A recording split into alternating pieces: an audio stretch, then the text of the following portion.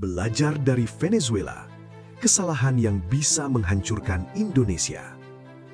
Kalau negara dihancurkan oleh rakyatnya sendiri, itu bukan revolusi, itu jebakan. Mari jujur, Venezuela tidak dihancurkan Amerika lebih dulu. Venezuela dihancurkan oleh narasi, lalu Amerika masuk belakangan. Dan sekarang, Indonesia sedang didorong ke jalur yang sama. Kalau kamu pikir Venezuela hancur karena Amerika menyerang, kamu terlambat membaca ceritanya. Venezuela runtuh jauh sebelum bom pertama dijatuhkan. Runtuh saat rakyatnya mulai percaya satu kalimat berbahaya. Pemerintah ini harus dijatuhkan, apapun caranya. Kesalahan pertama Venezuela, oposisi dikriminalisasi berlebihan.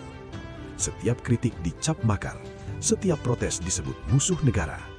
Hasilnya bukan stabilitas, tapi pemerintah kehilangan legitimasi. Dan saat legitimasi hilang, dunia luar masuk dengan satu kalimat sakti. Kami hanya ingin membantu demokrasi.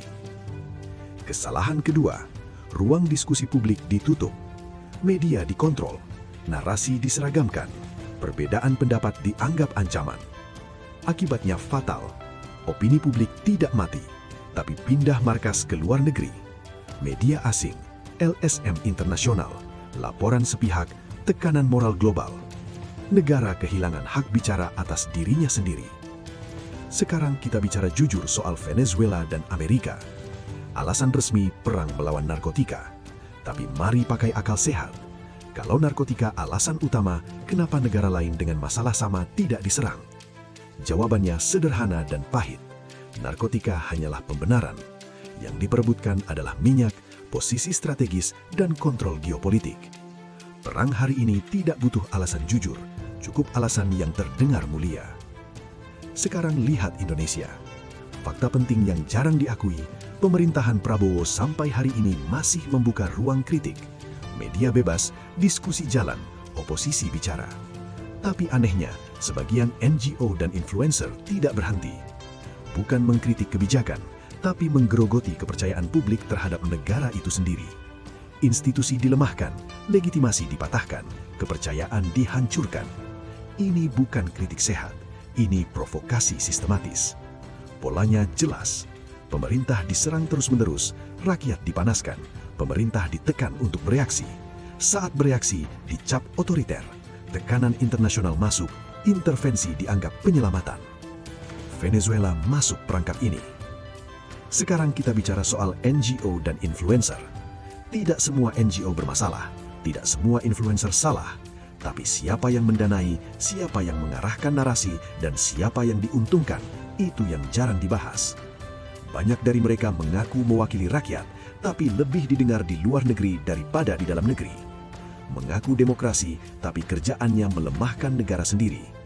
Ini bukan aktivisme, ini proksi. Dan di setiap negara yang dilemahkan, selalu ada satu elemen yang disiapkan jauh-jauh hari, yaitu boneka. Bukan boneka bodoh, biasanya pintar, fasih bicara demokrasi, dielu-elukan media asing. Tugasnya satu, mengganti pemimpin yang menghalangi akses kepentingan Barat. Begitu berkuasa, akses dibuka, kontrak dibuka, tekanan dihentikan, dan rakyat disuruh bersabar lagi. Pelajaran Venezuela sangat jelas untuk Indonesia. Jangan terjebak dengan narasi provokasi influencer dan NGO. Jangan rusak kepercayaan publik atas nama kritik. Jangan biarkan negara didorong bertindak represif agar mudah diintervensi. Karena musuh hari ini tidak selalu pakai senjata.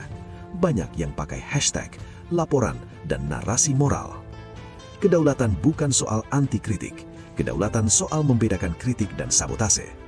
Dan bangsa yang gagal membedakannya akan menyerahkan negaranya sendiri atas nama demokrasi palsu. Kalau kamu masih ingin Indonesia kuat tanpa dikendalikan pihak luar, sebarkan pola ini. Jangan tunggu kita jadi studi kasus berikutnya.